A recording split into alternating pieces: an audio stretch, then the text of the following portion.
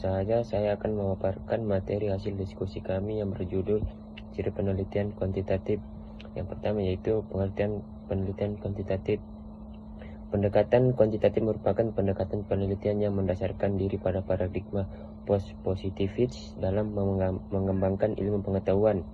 Beberapa ciri khas pendekatan kuantitatif adalah bersandar pada pengumpulan dan analisis data kuantitatif atau numerik, menggunakan strategi survei dan eksperimen, mengadakan pengukuran dan observasi, melaksanakan pengujian teori dengan uji statistik.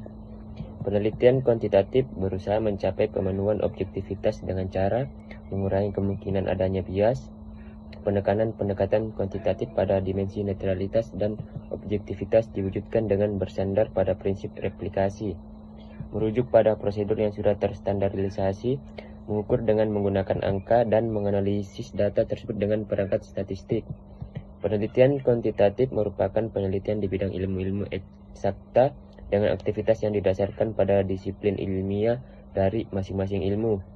Juga menggunakan materi perlakuan yang susun dalam rancangan yang sudah baku dengan tujuan untuk menemukan solusi dari suatu permasalahan.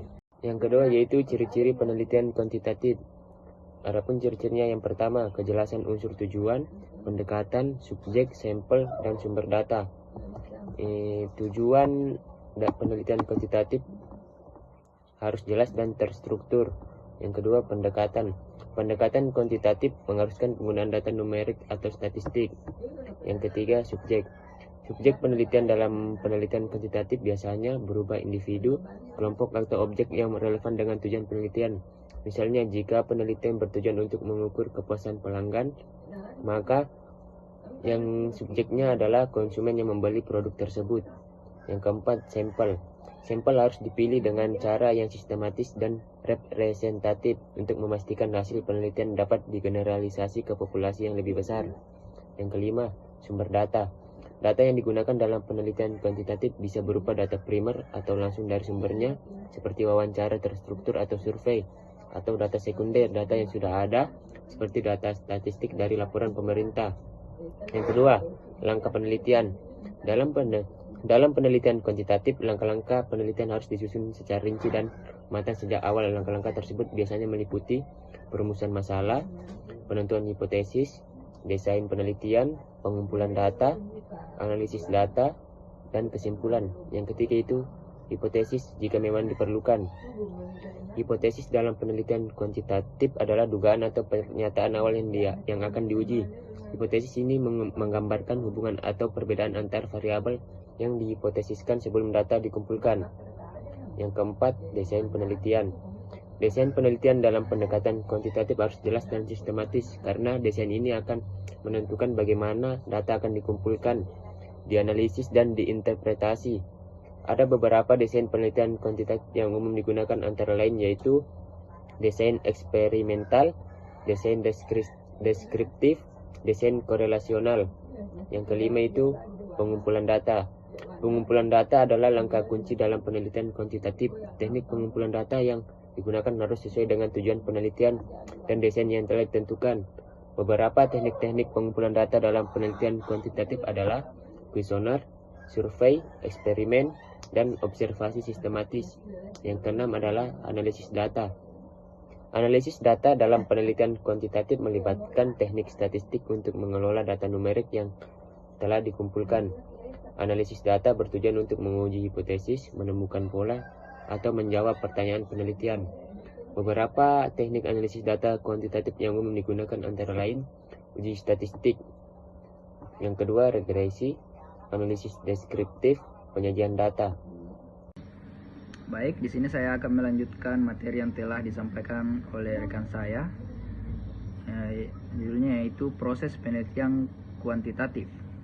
Nah, proses penelitian kuantitatif adalah kerangka kerja peneliti dalam melakukan penelitian kuantitatif. Minimal ada 6 langkah yang harus dilakukan oleh peneliti, yang meliputi diantaranya mengeksplorasi, merumuskan dan penentuan masalah yang akan diteliti seperti topik, kemudian masalah, adapun pertimbangan, dan dalam memilih masalah minimal ada 2 hal. Yang pertama, pertimbangan objektif Nah, maksud dari pertimbangan objektif di sini adalah pertimbangan berdasarkan masalah itu sendiri. Layak atau tidak layak masalah itu diangkat. Penentuan kelayakan masalah itu minimal didasarkan pada pertimbangan kualitas masalah itu dan dapatnya masalah itu dikonseptualisasikan. Kemudian yang kedua, pertimbangan subjektif. Pertimbangan subjektif adalah pertimbangan seputar kredibilitas peneliti terhadap apa yang akan ditelitinya. Sehingga hal-hal yang dipertimbangkan di sini mencakup minat, dana, kemampuan, waktu, dan lain-lain yang dimiliki peneliti terhadap masalah yang akan ditelitinya. Stoner mengemukakan bahwa masalah-masalah dapat diketahui atau dicari apabila yang pertama, terdapat penyimpangan antara pengalaman dengan kenyataan. Kemudian kedua, terdapat penyimpangan antara apa yang telah direncanakan dengan kenyataan. Kemudian yang ketiga, ada pengaduan. Kemudian terakhir, ada kompetisi. Nah, materi selanjutnya yaitu judul. Nah, adapun ciri-ciri judul penelitian kuantitatif biasanya yang digunakan di awal judul adalah hubungan. Adapun ciri judul penelitian kuantitatif biasanya kata yang digunakan di awal adalah hubungan. Nah, contohnya yaitu hubungan pola makan dengan tingkat obesitas pada remaja.